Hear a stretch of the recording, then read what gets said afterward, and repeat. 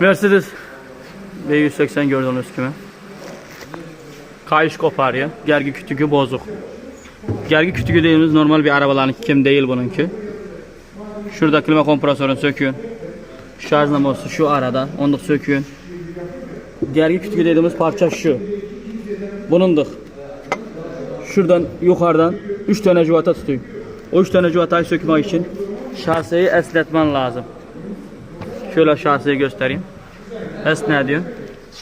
Aşağı doğru. Ama beslemek unutmayın. Çünkü motorla beraber şase bu. Yoksa adamın üstüne düşüyor. Şöyle güzelce destekliyor. Bu şekilde.